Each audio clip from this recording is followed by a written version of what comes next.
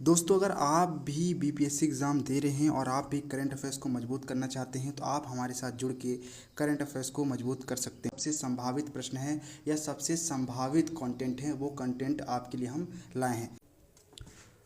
तो स्टार्ट करते हैं अपने पहले प्रश्न से। पहला प्रश्न क्या है दोस्तों? 2025-26 के कार्यकाल के लिए लोकसभा की प्राक्कलन समिति के अध्यक्ष के रूप में किसे नियुक्त किया गया था? आप बताओ दोस्तों, इसका आंसर क्या होगा? आप बताओ, कमेंट में इसका जवाब दे सकते हो। अगर आपने बता दिया तो मैं बताऊं दोस्तों, इसका आंसर है संजय जायसवाल। दोस्तों, ये फैक्चुअल क्वेश्चन है, ये आपको पता होना चाहिए, क्लियर आपको पता होना चाहिए। आप इसको ध्यान जरूर रखना, ये क्वेश्चन में आ सकता है। अगला प्रश्न देख लेते हैं। अगला प्रश्न है, 6वें राष्ट्रीय जल पुरस्कारों में प्रथम पुरस्कार किसे प्रदान किया गया? कौन सा राज्य था दोस्तों? इसका उत्तर है दोस्तों महाराष्ट्र, है ना। ये फैक्चुअल क्वेश्चन है, आपको पता होना चाहिए, ठीक है। इसके बाद अगला देखते हैं। अगला है दोस्तों, हाल ही में उद्घाटन किया गया राष्ट्रीय डॉल्फिन अनुसंधान केंद्र बिहार के किस शहर में है? आप बताओ दोस्तों, इसका आंसर क्या होगा? जल्दी बताओ दोस्तों। दोस्तों, इसका आंसर होगा पटना। दोस्तों, ये आपको पता होना चाहिए। हाल ही में उद्घाटन किया गया राष्ट्रीय डॉल्फिन अनुसंधान केंद्र बिहार के किस शहर में है? दोस्तों, आपको पता होना चाहिए, इसका आंसर है पटना, है ना। इसके बाद दोस्तों अगला प्रश्न देखते हैं। दोस्तों, याद रखना, ये वाला प्रश्न अभी बहुत चर्चा में है। ये वाला प्रश्न, ये तो बहुत ही चर्चा में है, इसको ध्यान रखना। ये क्वेश्चन आ सकते हैं, और जितने भी मैंने क्वेश्चन लिए दोस्तों, ये सिलेक्टिव क्वेश्चन है, आप इसको ध्यान रखना। ऐसे प्रश्न आ सकते हैं या इससे रिलेटेड प्रश्न आ सकते हैं। प्रश्न है दोस्तों, जोजिला सुरंग निम्नलिखित में से किन स्थानों को जोड़ेगी? बताओ दोस्तों, इसका आंसर क्या होगा? बताओ दोस्तों, जोजिला सुरंग निम्नलिखित में से किन स्थानों को जोड़ेगी? जल्दी बताओ दोस्तों। ये है श्रीनगर और लेह। क्योंकि फैक्चुअल क्वेश्चन है, इसलिए हम फैक्चुअल तरीके से इसको करते चल रहे हैं। दोस्तों, अगला प्रश्न देखते हैं। ग्रुप कैप्टन शुभांशु शुक्ला, दोस्तों ये बहुत चर्चा में रहे हैं, ये पूरे साल चर्चा में रहे हैं। हर एक अखबार ने, हर एक मैगजीन ने इन पर लिखा है। तो क्या क्वेश्चन है दोस्तों? ग्रुप कैप्टन शुभांशु शुक्ला निम्नलिखित में से किस अंतरिक्ष मिशन का हिस्सा थे? बताओ दोस्तों, इसका आंसर क्या होगा? इसका आंसर होगा एक्जियोम 4। दोस्तों, याद रखना, शुभांशु शुक्ला किस अंतरिक्ष मिशन के हिस्सा थे? एक्जियोम। इनके बारे में थोड़ा और ध्यान रखना, है ना दोस्तों। ये प्रश्न आ सकते हैं, बहुत ही संभावित प्रश्न हैं ये। चलिए दोस्तों, अगला प्रश्न देखते हैं। अगला प्रश्न क्या है? हाल ही में किस देश ने अपने यहाँ से पारगमन करने वाले भारतीय यात्रियों के लिए वीज़ा मुक्त प्रवेश व्यवस्था की घोषणा की है? बताओ दोस्तों, कौन सा देश है? ये फैक्चुअल क्वेश्चन है दोस्तों, ये आपको पता होना चाहिए। कौन सा ऐसा देश है? वो है दोस्तों फ्रांस, है ना। याद रखना, फ्रांस ही है वो देश जिसने पारगमन करने वाले भारतीय यात्रियों के लिए वीज़ा मुक्त प्रवेश की व्यवस्था की है। इसके बाद अगला क्वेश्चन देखते हैं दोस्तों। यूएनडीपी के मानव विकास सूचकांक एसडीआई यानी ह्यूमन डेवलपमेंट इंडेक्स रिपोर्ट 2025 के अनुसार भारत में जीवन प्रत्याशा 1990 में 58.6 वर्ष थी।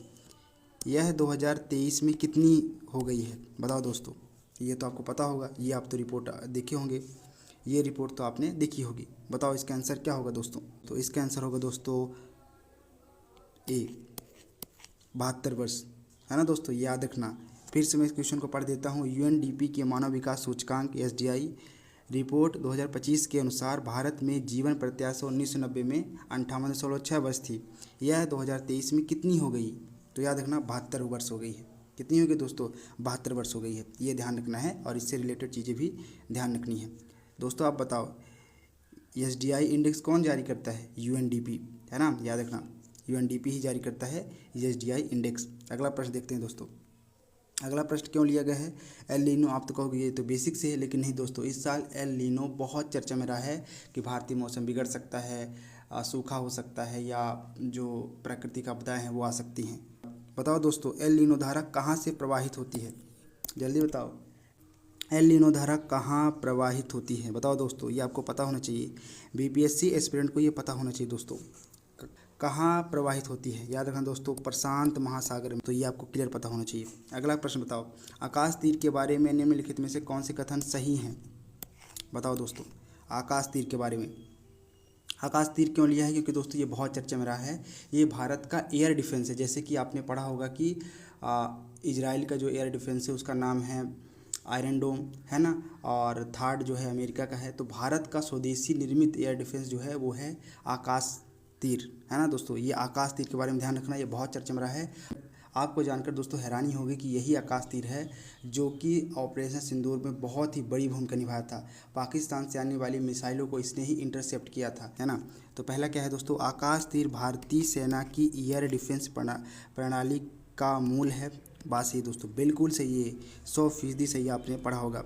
इसके बाद है दोस्तों, यह भारत की व्यापक C4ISR प्रणाली को सहजता से एकीकृत करती है।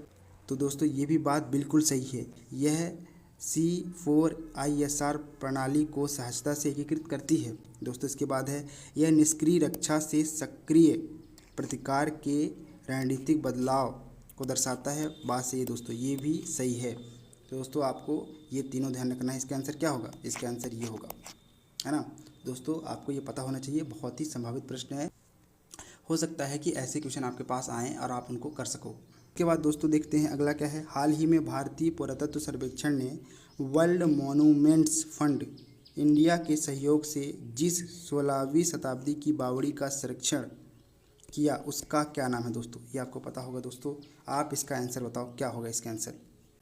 दोस्तों इसका जो आंसर है वो है राजों की बावड़ी, बावली भी कह सकते हो, राजों की बावड़ी।